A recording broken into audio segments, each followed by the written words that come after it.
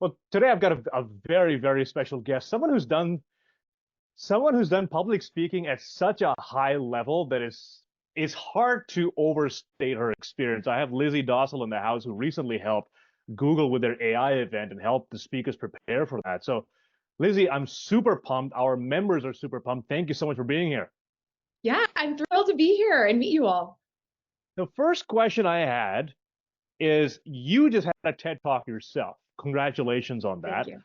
How does a public speaking coach prepare for their own TED Talk? Yeah, you try to follow your own practice, right? I tried to be really intentional about practicing what I preach. I work with so many people one-on-one and lead so many workshops. And I will tell you, I did everything that I tell others to do, from vocal warm-ups to physical warm-ups to recording myself Mhm.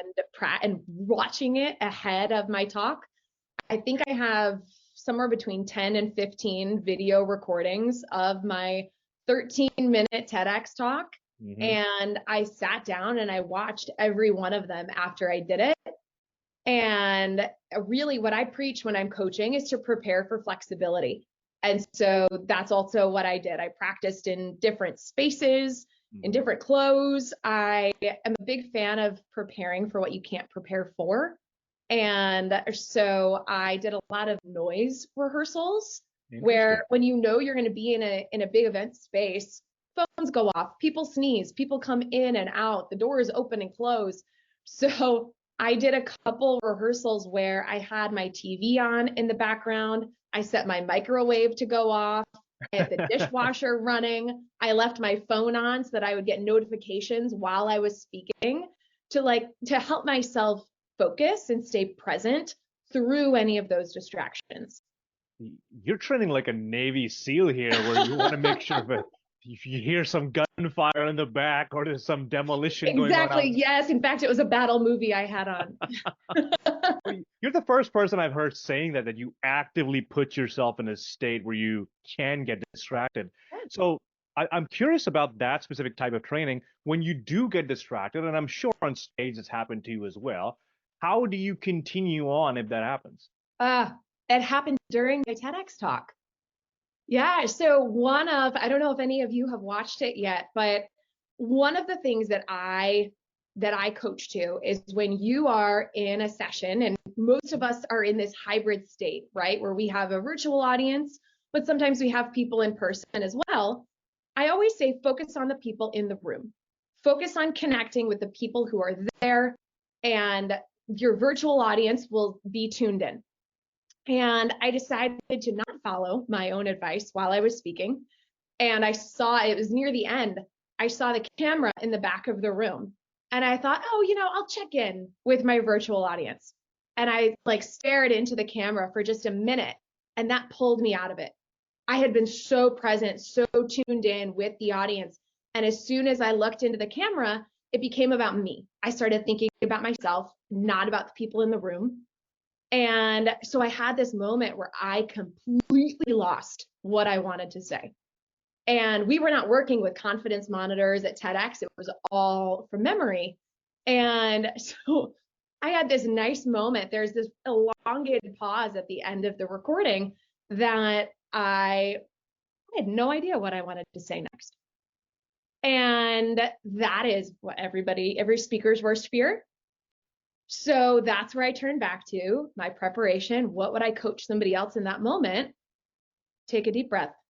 Take a deep breath, stay engaged, tune back into who you're speaking to.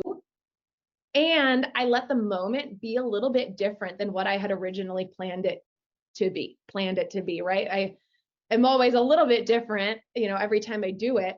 Mhm. But the way I said the thought that I wanted to say next actually generated a laugh because it changed the delivery. So it turned into this really nice moment. But in those instances where you lose what you want to say or you start to get really stressed, to the extent that you can, staying calm, taking a deep breath, and focusing on your purpose and who you're speaking to, that will bring you back. I love how you shared that story. It's a little vulnerable as a speaking coach, so I'm really glad that you said that. But it happens to the best of us. It happens to everybody. And here's the interesting thing. I'm a speaking coach too. And when I watch your TEDx, I could not tell that happened. Yeah, nobody could tell. It was just me. Isn't that reassuring how internally we're panicking? Oh my God, I'm doing this, I'm doing that. People can tell it looks, and no one can really tell Nope. unless you start panicking about it. It's nobody can tell how nervous you are. Nobody can tell that you think you're speaking too slowly or too animatedly, Mhm. right? That's why it's so important to watch yourself back, to build that self-awareness. That is really, I think, where confidence as a speaker comes from. It's from knowing who you are and how you're showing up. Love that. Let's get into some sauce, shall we? Yeah, let's do it. Let's talk. So you've been coaching people at Google for their event. First of all, how do you prepare that many people for one event? How does that work? Yeah, so we had at Google, and this is kind of an extra role that I do at Google, we had a team of coaches that came to the Cloud Next conference in Vegas in April. And there were some folks who reached out and found me, and we started preparing virtually a couple of weeks ahead of time. But this conference coaching is this whole other beast, right? Where we had a team of, I think, 5 or 6 coaches who were backstage in Vegas the whole week. And so that first day before any of the conference actually started, there were people who signed up for 20 to 30-minute slots, either alone or with their co-presenters. And they came in. For some people, this was the first time they were running something together. It might have been their first time speaking their content out loud. And so in those last moments before somebody's about to speak, coaching is different than how you would prepare or coach 2-3 weeks out from something.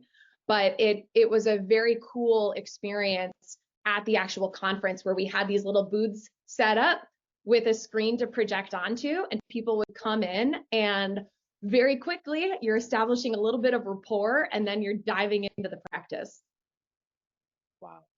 So it's like almost like an emergency team in the back to make sure everything is going correctly, their headspace in the right place before you Yeah. step on stage.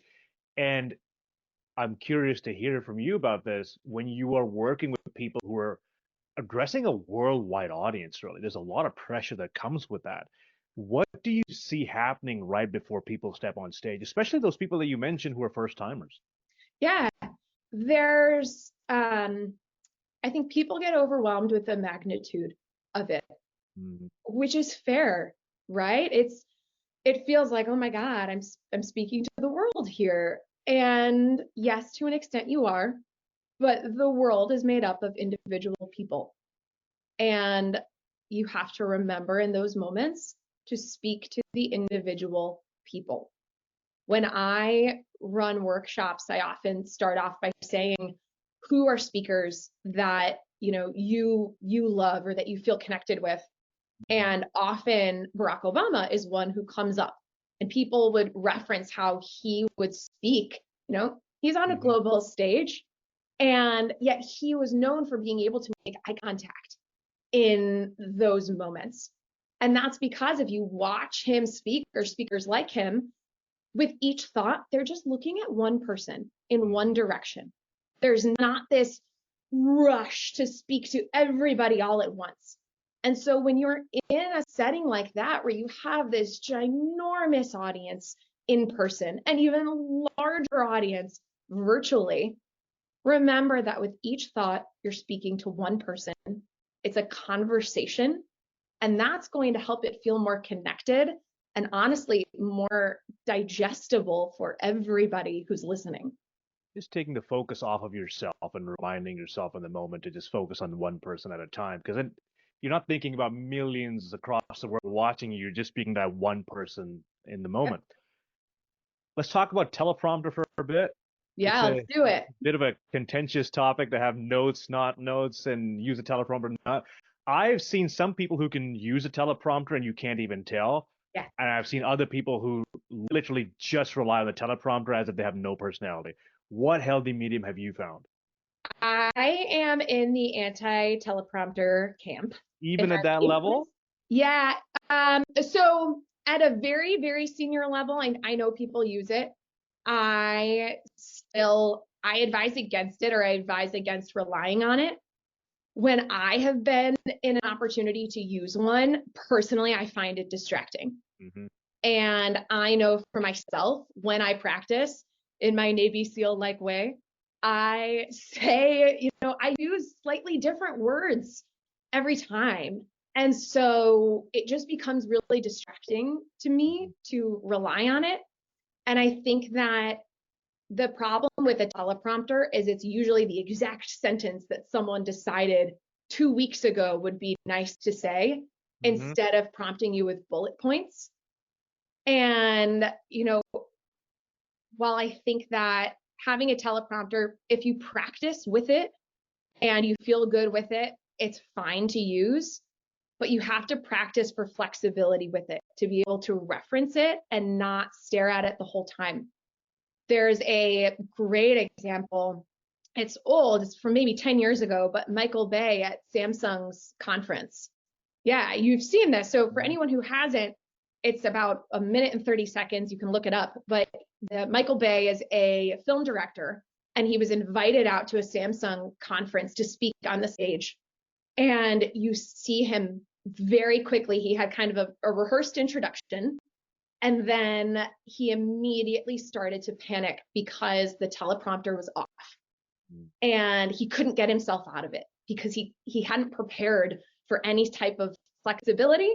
And he's there to talk about himself and his films and his opinions. He knows all of that stuff, but because he had prepared to be able to rely on that teleprompter, his mind shut down and went blank and he had to leave the stage. And so I think that when we rely on a teleprompter to an extent, that saying I don't trust myself in this moment to Yeah. be able to speak what I know and am an expert on and was asked to speak about. So I think that teleprompters are sticky.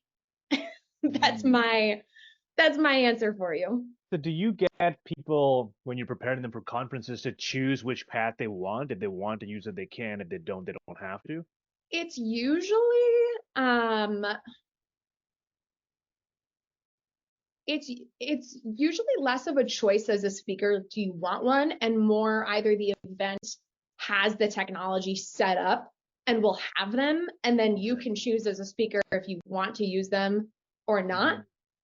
The other thing with when an event does have a teleprompter, you have to give them a final copy of your script. And most speakers are still changing the words they want to say.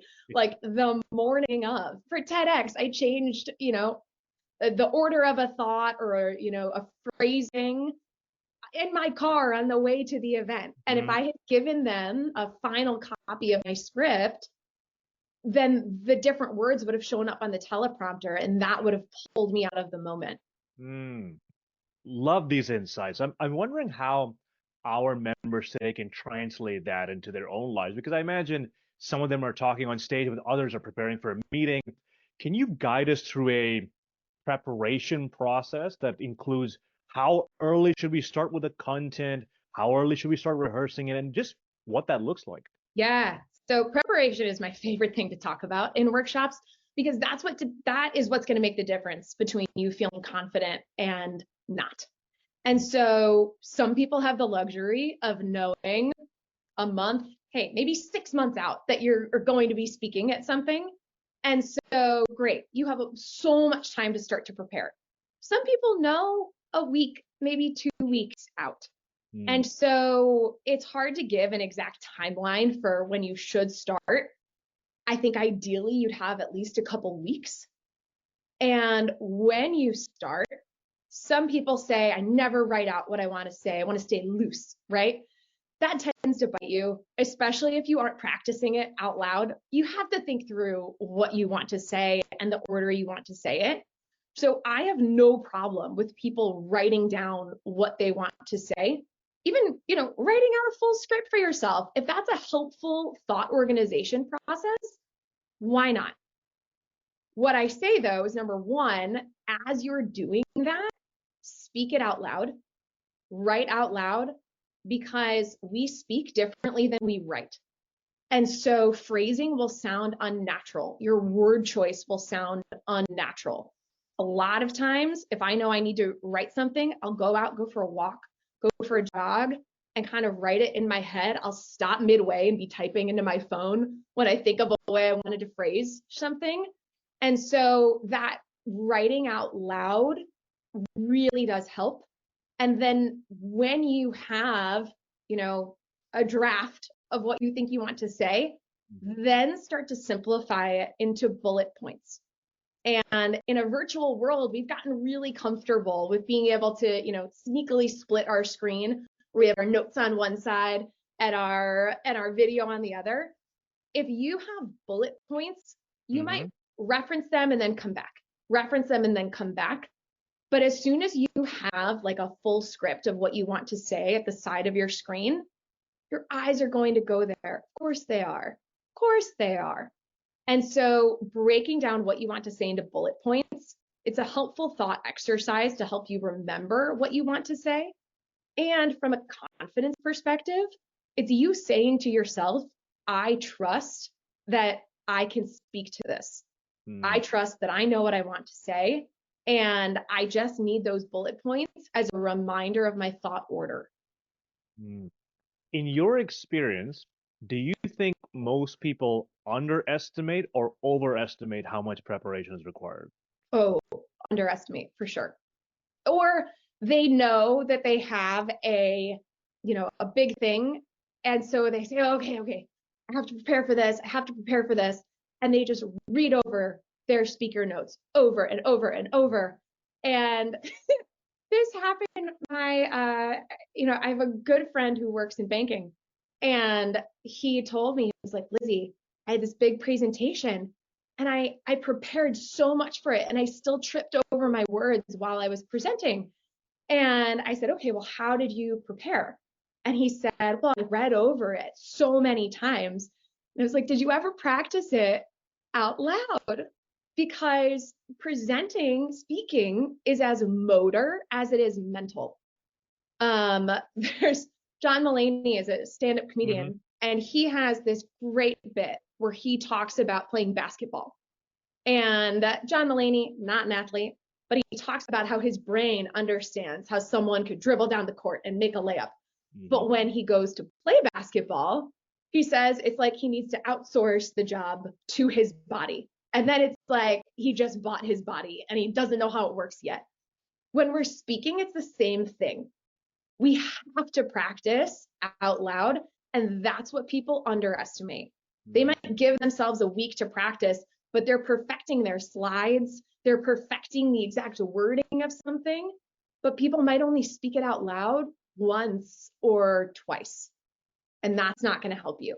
I completely agree with you. I feel like even people who think they can do well, they procrastinate by working their slides. They know they have to say it out loud, but they just don't want to hear their own voice out loud. And they say, oh yeah, you know what? I actually know this stuff. This is good enough material for the slide. Let's just go for it. And then they crash and burn and say, I wonder why this happened. I read my slide 200 times.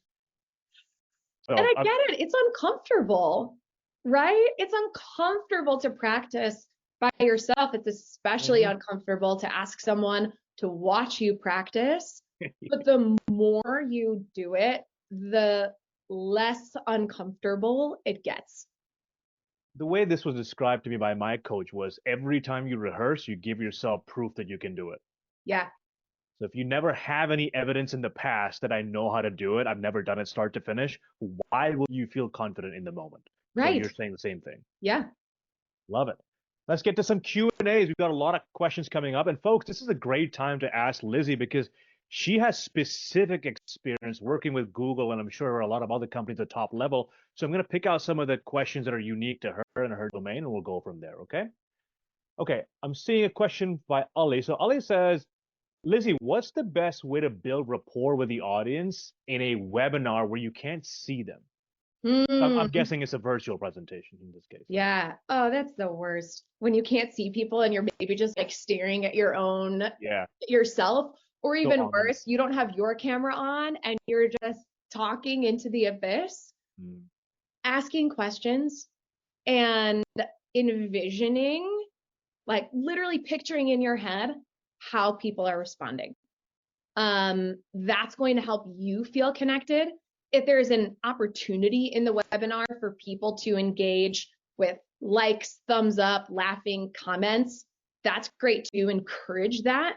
But if there is absolutely no hope of that and it just feels like you are speaking into a void and hoping for the best, do yourself a favor and just envision the connection and plan ahead of time for what are those moments where you can ask a question and pause to let people think about how they would answer, right? Typically in a meeting or a webinar or at a live conference, if you ask a question, most people aren't going to shout out an answer.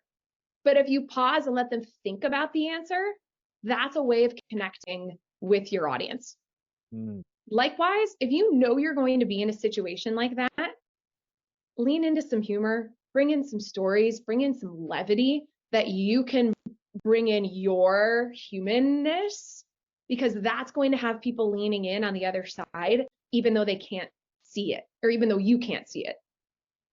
Ali, just to build on that, a mistake I made very early in my career is punishing the audience for not participating the way I want them to participate. I said, well, I can't really help you if you don't turn the camera on. Well, I guess it's a dead audience. And then I just lost all the credibility with the audience. So don't do that. But one of the things that has worked well for me is just saying their name. Recognition goes such a long way. And if you just say, so Ali, I'm seeing you on the call. So Ali, let's pretend like you're doing XYZ, even though you haven't seen their face, they haven't typed anything out. Just when you say the name, their ears perk up and now they're tuned in. So Yep. just try to do that because you only have certain tools that you can use for engagement, and that's one of them that works pretty well for me. To build on that really quickly too, if you're speaking for a specific company or Mm, you know anything about the people who are coming in their backgrounds, that research ahead of time can impact the references that you use. So even if you don't see names of people on the call, if you know, oh, there's someone from Google here, or yeah. there's someone from Microsoft here, referencing those things also help people lean in. Mm, beautiful. Let's get to Jane's questions. Jane says, any tips on how to keep the audience connected with you when you have to do a full day course and presentation? In brackets, she says, for trainings or even university students, especially at the end of a long day. Oh, yeah. So at the end, well, first of all, when people come to a public speaking workshop or training course, it is typically the last thing that they want to be at. I Mhm. don't know if you find this too, Yasser, but No you're one like, wants to be in my workshop. I have to oh, put they them. drag themselves in there. They're like, what did my boss make me sign up for? And then people end up having a really good time. So from a workshop facilitation perspective, one, make sure that you are giving people breaks every 90 minutes, like a good 10 to 15-minute break. People need to check out, especially for something like public speaking that requires so much energy and attention. And usually at the end of a workshop, that's when you've established a lot of psychological safety and people are Mhm. really leaned in and people are asking questions. People are all of a sudden connecting what you've been talking about all day back to them, back to their work. Mhm. But if you are finding that there's an energy dip at the end of the day, that's exactly when you want to have a moment where you have people reflecting on why does this matter to them. And so that could be a moment where if you haven't already planned to have practice at the end of the day, try to work that in or have people sit down for a minute and think, what is the next presentation that I'm giving? What is one thing that I heard today that I'm going to do or that I'm going to work on in my preparation for that next meeting? And that commitment gets people to re-engage. Mm. I'm also a believer if you can make people have fun, it doesn't matter how long their day was, they'll just jump up and start doing it again. I really enjoy rock climbing, and even if it's 8 o'clock at night, long day, I'll still go and do it, and I'll have no issue with it. Yeah, So I like to say if you can entertain people and let them learn by accident, Hmm. that's kind of the ideal. Yeah, ups and downs in energy, right? A little bit of talking and then some activities that Yep. mixes things up a little bit. Okay, Arlen says, what are the best practices for using visual aids and slides in a presentation? I really like this question because technical presentations are notorious for not being good at this. They are. So thinking about the design, it depends how much information you have to have. Hmm. And there are some people that will say no slides. In tech, in finance, in a lot of these big industries, that's not possible. In fact, your visuals are really helpful to help your audience understand what you're saying. This is where I would say first, write your content, then design your slides. Decide what visuals are needed to help people understand what you're saying. Then, when you are designing your slides, and this is controversial, I've learned, I'm a fan of animation, not the crazy like 90s words zooming in, but just pacing out your content as if you are a like tour guide or a weatherman and you are like, look at this cold front coming in, and then the cold front like eases in. That you want to have that effect on your slides. And because if you think about from a cognitive load perspective, Hmm. you know what you're saying. You've thought about this. You're the expert in it. This is your audience's first time hearing and processing. And so help them process it by giving them space. And animation is a really, really helpful tool to help people orient themselves to what the visual is, what they should be understanding from the visual. I did a workshop maybe a year ago with a group at Google, and I was talking about animation, and I could see them kind of looking back and forth between each other. And then someone bravely raised their hand and they were like, Lizzie, we are a bunch of recovering bankers and consultants. We cannot use animation in our slides. And I was like, I get that. I know the motto in banking is that the deck has to stand alone. Hmm. But when you are speaking or presenting something, you can have a version of the deck that doesn't have animation, that does stand alone. But when you're presenting, you're in charge. Hmm. You are the tour guide of that information. And so you can add in subtle animation to pace your content if everything does need to be on one slide. And maybe that's even, a box to highlight something within a big graph or data building as you go. It just makes such a difference for your audience processing what you're talking about. You mentioned something really pivotal just now where many people use their slide decks as a manual that they can then send out to the team. And I find that they present the same manual on the slide. And the manual is laid out almost like a little book where there are large groups of text in there. So I'm curious, when it comes to designing the slide, how many words, how many images, are there any rules around that you follow? You will find different people saying different things. You will find people saying no more than 5 words on a slide, Mhm. no more than, just one image on a slide, no sentences on a slide, bullet points only. I am not a stickler for hard rules. I think that it really depends. Is it best practice to not have a full sentence on your slides? Mhm. Yes.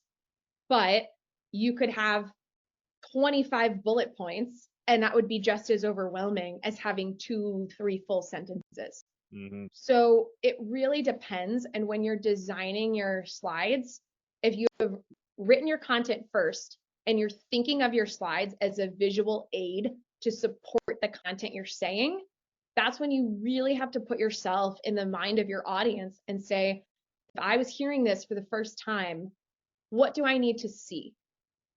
Because the problem with dense slides is that people will either listen to you and not look at your slide, or they will pay attention to everything going on your slide and they will Mhm. stop listening to you. We fancy ourselves multitaskers and we are not.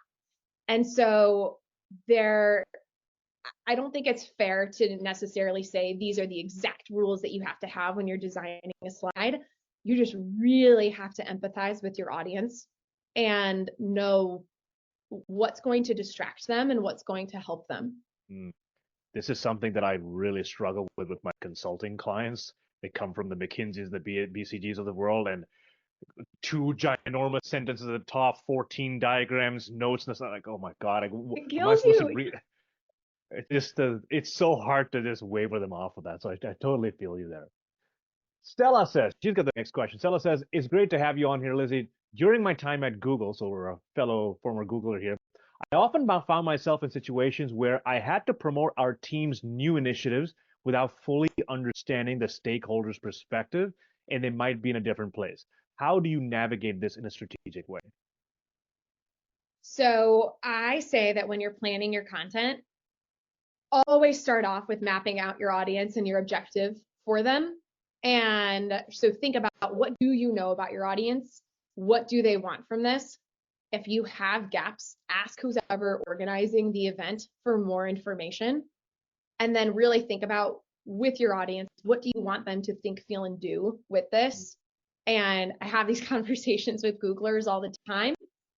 I also think that when you go into something and you have those unknowns, and I know that happens a lot, you can start off with questions. You can say, hey, I'm here. I have information that we can go down X, Y, or Z path. What's relevant to you? And if you demonstrate that flexibility right away with your content, and you're ready to jump from slide 1 to slide 8 and then back to slide 3, that just it builds a lot of trust with your audience, and it uses people's time more effectively, because sometimes you're going to go in and we can't know everything about our stakeholders, but they will tell you what they want if you ask. Knowing your audience well, and then also having an appendix in the back helps, where in case this question comes up, let's go talk about that and come right back. I like that. Next question we have is by Mervesh. He says, how do we stop our voice from shaking during a presentation? I can control my body, but my voice shakes out of my control. Such a good question. And that's our nervous system saying, hey, I'm a little stressed. With that, I would ask you more questions. I won't make you come off mute or off video, but some questions to think about when your voice is shaking. How many times have you spoken your words out loud? And how are you breathing? From a motor speech perspective, typically if our voice is shaking, that's because the muscles in our vocal folds aren't, they're feeling stress. And so having a really strong resonant voice actually comes from your breath.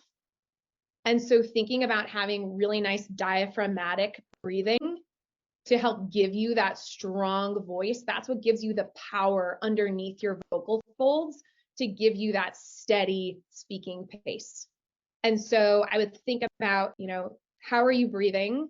And ask yourself too, can you pause? If your voice is starting to shake, it's probably because you're feeling like you need to maybe rush your way through. Can you slow down? Where can you take control over your content? I had this exact same problem, by the way. My voice used to shake a lot, and I actually couldn't figure out, because I was very well rehearsed. I knew my material.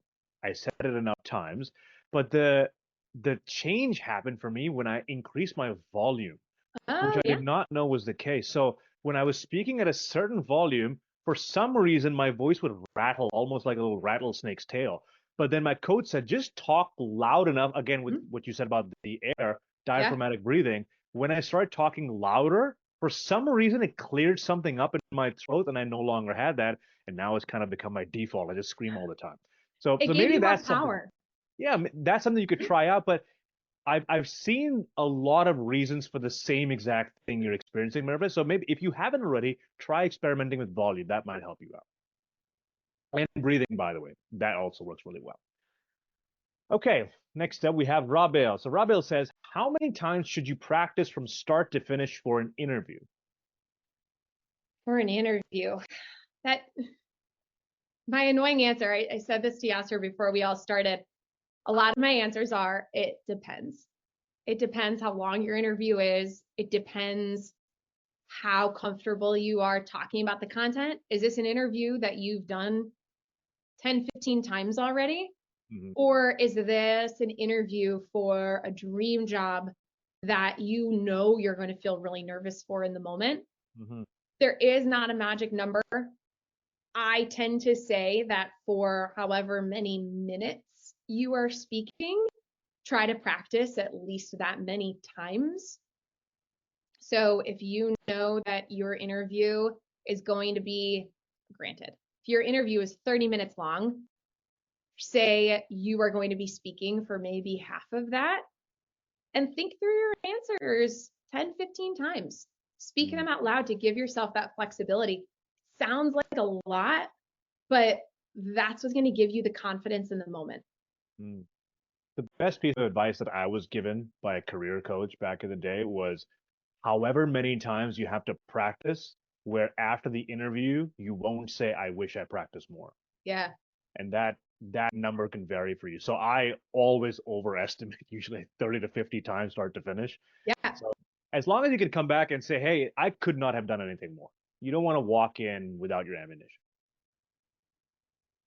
Exxon's got the next question. Exxon, you said, do you have any tips on what to do when you struggle to find the word or the thing that you want to say as a result of stage anxiety? How to be fully in the moment and have a full connection between your preparation and knowledge area and what comes out of you when you speak. Yeah. That happens, right? And that happens, it actually comes back to our breath when we're stressed and we're not breathing as deeply.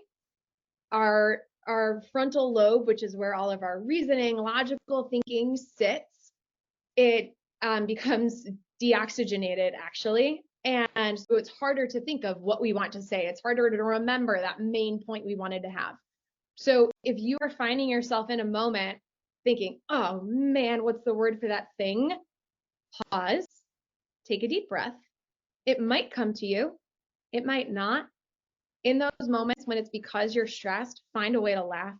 If you can make a joke about it, if you can give yourself a little chuckle and think, man, what is the word for that thing that, and describe it.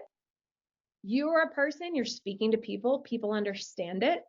And so try to do anything other than stand there and freeze and hold your breath and panic, because that's just going to work against you. Mm. So take a deep breath, describe what it is you want to say. If you're speaking alone on stage, you forget that word and you think, I wanted to say something like this. Someone in your audience might give you the word, or as you're talking about it, it might come to you. But staying calm in those moments, letting yourself find levity in them, that's going to help you clear your head a little bit to find what it is, the idea that you want to say. Mm. It's less important that you find the exact word and more important that the idea is there. I love that. And I'll share a quick example. I was doing a workshop where for 8 minutes I had built up the case that you need to have a lot of variety in your speech, right? And I didn't give them the word. I said, I'm going to give you one thing that'll make you a better speaker. And I was alluding to variety. I said, one word, one word, one word. And by the end of that segment, so this is the one word. It will come to me in the next half an hour. I could not recall the word at all. It just didn't come to mind. It Now, happens. Yeah. another thing, Exxon, is Lizzie, you mentioned this earlier, when you're glued to the script or you're so married to what you want to say, then you get stuck on what's the word. But if you have enough flexibility where you have a conversation, you don't. How many times in a conversation with your friends have you stopped and said, can't, I don't know the next word here. Let me just stop here for it. Never happens. But on stage, I need to have the perfect word. So the moment you make it a conversation and less of a performance, you get out of that rut. What do you think, Lizzie? I totally agree. I say in preparation, I like to think about like riding a bike down a dirt path.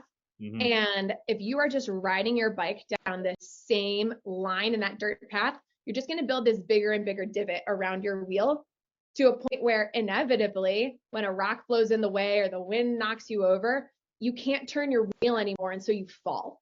And if you have prepared to say the exact same words in the exact same way every single time, inevitably when something happens, if you haven't given yourself the flexibility of riding along the whole path, you're going to fall. And so when you're preparing, let yourself say different words, give yourself that flexibility.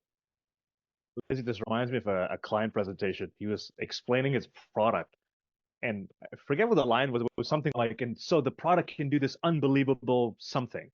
And he forgot that word. So the way he said it was, this product can do this unbelievable thing. And the entire audience started laughing. And it turned out to be one of the best moments of his entire speech because he forgot the word. Yeah. So and that's all the of these thing. moments When come you up. turn that into a moment of levity, everybody relates to it. Everybody understands it. If he had panicked and thought, oh my God, I just ruined the presentation, that decision is what ruins the presentation, not the moment of forgetting the word.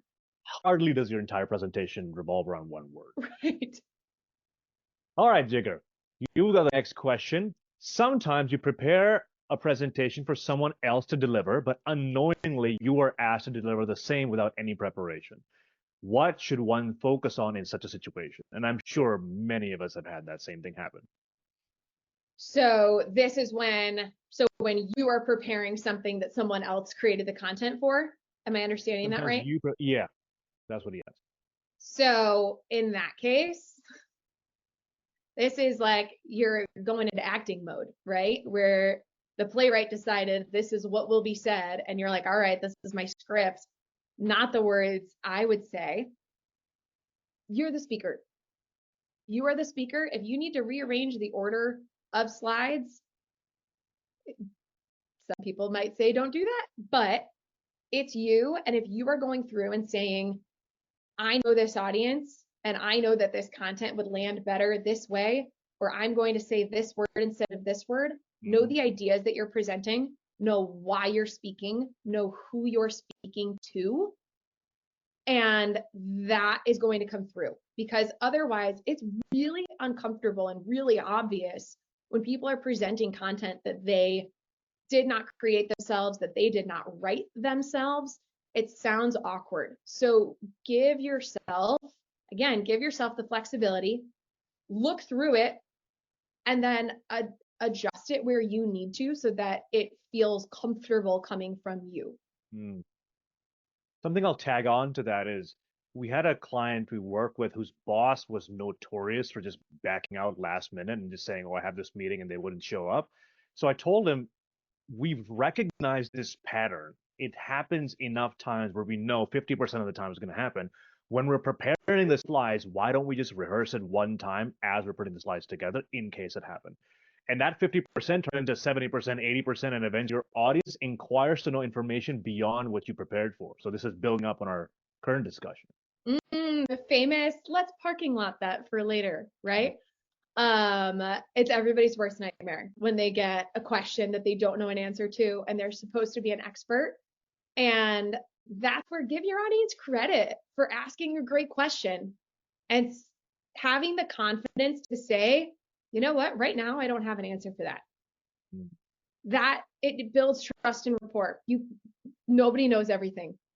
And so saying, that is such a good question,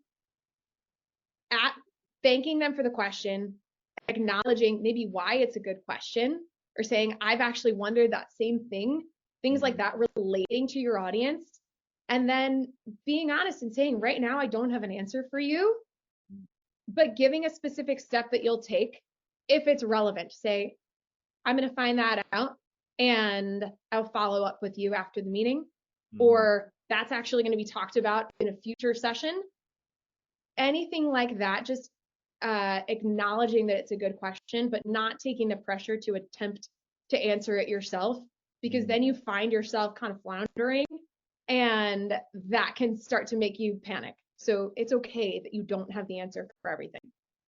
Worse than not knowing is pretending to know, I would say, because then you're rambling and going in circles and you lose trust with the audience.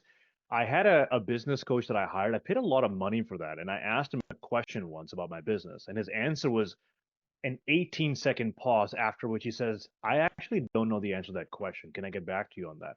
And in the moment, I knew that this is something people say all the time. I'll get back to you. But because he took that time to genuinely scour his scalp for the answer and he couldn't find it, and then said, I actually don't know, I respected him more for that because he was honest. So the same thing, Julius, don't assume perfect knowledge. No one has perfect knowledge. Just tell them you don't know and you'll find whoever has it. Okay, Rabil has the next question. So Rabil has this thing where she needs to ask every person on the planet whether they feel anxiety, and unless she has answers from everyone in the entire universe, she's not convinced that it's something everyone feels. So her question is, do you feel the nerves every time you present? Yeah, absolutely. Absolutely. I know this about myself. In fact, for TEDx, it's the reason I wore something high necked, because I know that when I get nervous, I will get like some hives break out on my neck. I also know I get really sweaty. And so I think about what I'm going to wear and how I'm going to show up when I do that. My body will show, like, I'll get those physical symptoms of stress. I also know I speak really quickly. Moments before I'm presenting something, I can tell when I'm nervous because I start getting really, really chatty. And so I have yet to meet somebody that does not feel nervous at all. Feeling nervous is not a bad thing. I think that this comes up in workshops all the time where people say, I don't want to feel nervous. I don't want to feel nervous when I'm speaking. And nerves mean you care about how something's going to go. It's a really natural response. Can stress and anxiety become overwhelming? Absolutely. But having a healthy amount of nervous energy is so normal. Mm-hmm. And even for something that is low stakes, you feel completely prepared for, feeling a little bit of that can actually help you do well because you bring a level of care to whatever it is you're speaking about. Mm. The follow-up she had to that was how to avoid the decision whether you want to panic or not. It's a matter of seconds what to do because you cannot think logically at the moment. Mm-hmm. Yep. Yeah, you feel the amygdala taking over. Mm-hmm. When you feel that, take a deep breath. Because yes, you're right. It is a decision to lean into that panic or not. And I think as soon as you are aware of the fact that this is a decision you need to make, that's when you are still in control in that moment. And knowing that just because you decide not to panic, it doesn't mean that everything is going to go back to exactly how you planned. I always say that confidence is not believing that everything is going to go perfectly. Confidence is knowing that when things don't go exactly as you planned, you'll be able to figure it out. And so that decision to not panic is saying, okay, I'm going to roll up my sleeves here. It's going to be a little different than what I thought, but it's going to be okay. And so I think that moment, that decision comes with give yourself a minute to pause and take a deep breath. I had that moment in my TEDx talk. It could have happened, and I've seen it happen so many times. And if you do panic, it's okay. You can get back on track. But if you're aware enough to say this is the decision point, take a deep breath. I would say I've seen people panic when they interpret something as something that's not supposed to happen. I just told you, I don't care how many times you practice. When you step on stage, the first minute is going to be horrible. You're going to feel anxiety. Your heart's going to. I don't care what you do is going to happen. My coach once told me. I asked him, "Hey, you've been doing this for 30 years. How do I cut through this and just not feel anxious?" He said, "I'm going to say this gently." He said it much more harshly, but he said, "Why do you think you get the privilege of cutting in line and not going through what all of us had to go through to develop this confidence?" Yeah. That it really stood out for me. Like, okay, the price to pay is the anxiety.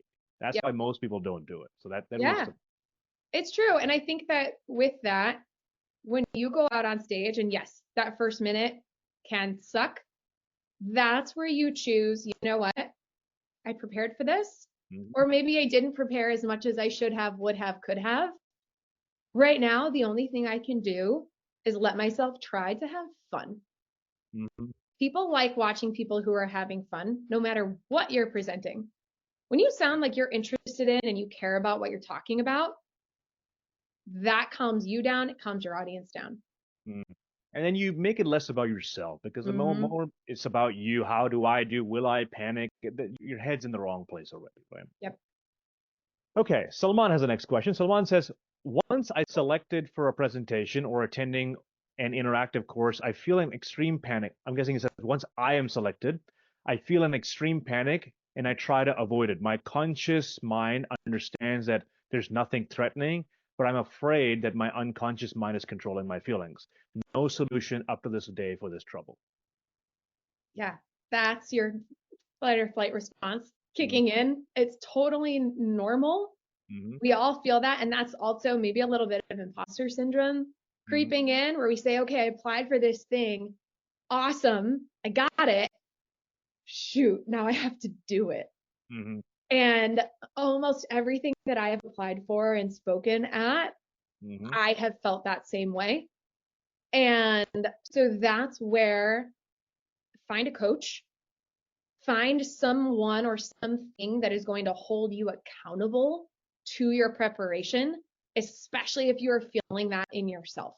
You know, as you go along, you'll know the routine that you need to take to prepare. But if you're feeling that, like, oh God, I cannot bring myself to think about this, Mm-hmm. I can't bring myself to work on it, it's on my to-do list, I'm going to do it tomorrow instead. If you're finding that, get a coach, get someone that you're going to meet with every week to help give you those deadlines and hold you accountable to the preparation. Mm.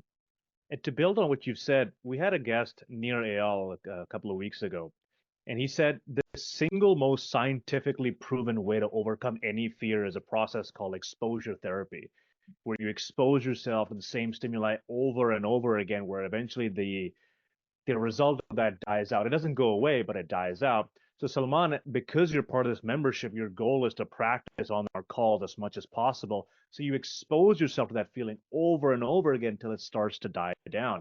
What we do is we feel the emotion. We say, I don't want to feel this. How do I get rid of it? And if I can't get rid of it, I'm not going to do it. It's very difficult to remove an entire emotion. In fact, I would argue it's impossible. What you're trying to do is revisit it so often that it no longer bothers you. I am terrified. I'm always terrified on stage. No matter what client reaches out, I'm terrified. Lizzie, I'm sure you can speak the same as well. Yeah, I'm sweating right now. Yeah, there you go. Right? It's like 3 million people will see this interview. I hope I say the right thing. It's all right.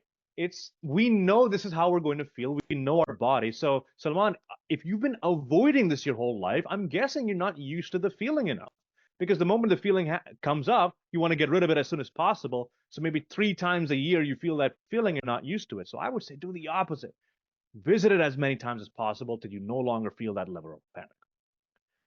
Okay, we've got Rico to close things off. Rico says, Lizzie, great stuff so far. We practice storytelling in the community in our weekly calls. What tips or strategies do you suggest to tell better stories? Love it. I love talking storytelling. In a classic response, it depends on what you are presenting. I would love nothing more than for every presentation in the business world to incorporate a story somehow. Sometimes it's not appropriate. Sometimes there's not time for it. If you're giving a 5-minute update, we probably can't spend 3 minutes talking about some story that's a nice metaphor for the project that you're giving an update on. So thinking about, again, coming back to your objective, what do you want people to think, feel, and do? And then when it comes to storytelling, what metaphors or examples can really fit into that purpose? And so what serves the content? Because just telling a story for the sake of telling a story it can be distracting, it can feel a little self-indulgent. But when you're telling a story with a clear purpose, that's when it's really a good tool. Mm. The other two things that I would say about storytelling are, if you have a story you want to tell, just tell it. You don't have to give a preamble saying, I'd like to tell you a story now. Like, go into the story. I feel like I learned a lot of storytelling from watching TV and movies written by Aaron Sorkin, and his characters just go into a story and they tell it with confidence that people trust them as they're listening to it. Trust your audience to trust you, that if you start to tell a story, they're going to come along with you with it. Mm. So, and the I other think thing that this I is would say there, so number one, think about why you're telling the story. What kind of story makes sense? Number two, you don't need a preamble. Number three, think about how people relate to the story. So often the storytelling framework that I use is called suppose, surprise, generalize. And so first talk about what is expected, what's supposed to happen. Bring people in so that they're relating to you. And then give this surprise twist that gets people going, oh man, what? And then generalize it back to your main point so that people they're following along with you the whole time. Almost every story that I tell in a presentation follows that framework. I think this is a perfect segue to end with a story as well. We've got many members who had amazing, amazing questions here. What's a story you can tell our members who are trying to get better at public speaking, trying to overcome their nerves, maybe of someone that you work with or someone at Google who was going through a challenge and they overcame it through their training and rehearsals? They overcame it through their training. Or a magic potion, whatever. It could be Yes, that's exactly what it is. You know what? I will tell you a story about myself. So I had been at Google for maybe 2.5 years, and it was the first time I was asked to speak at something external. And I had that moment, right, where I panicked. I applied for this thing, and then I was accepted, and I thought, oh no, now I have to do it. And so I went back to all of my bad preparation habits, and I wrote out everything that I exactly wanted to say. I went back to my acting days, and I decided exactly how I wanted to say it. And I practiced it the exact same way every time. And then I did it for someone who I had coaching me for this. And she said, Lizzie, just like the content's there, but you need to have fun. And I was like, oh, that's right. This is supposed to be fun. And so then I watched a recording of myself back, and it sounded like I was doing slam poetry because of the way that I had practiced it. And so that reminder to have fun, to let myself enjoy that moment, while that sounds counterintuitive for people whose biggest fear is presenting. If you can find a way, think of it as just a fun conversation, that's going to change the way you show up. And so that moment, I distinctly remember that conversation where she said, Lizzie, just have fun. That pivoted for me my whole way of presenting and also coaching. I've seen that too. In fact, I made this giant mistake with this membership when we launched it. Everything was tactical and transactional, and come onto the call and practice and make sure you're improving, and no one was having any fun. So I said, okay, let's introduce some storytelling. Let's lighten up the mood a little bit. Yeah. Let's not talk about our business analytics presentations coming up. And then we saw that people were genuinely having a much better time. Lizzie, I've had a great time so far. This has been a lot of fun. Where can people find you? What do you have going on? Because I'm sure many of our members will want to reach out. Yeah, absolutely. So the best way is my website, unscriptedspeech.com. There's a way to reach out on there. I also, please find me on LinkedIn and connect. Please keep in touch. I'm very active with DMs and responding to emails and intakes as well. So keep an eye out for me there. And folks, here's what I want you to do, just as a big thank you to Lizzie. After you log off today, go into the chat, just share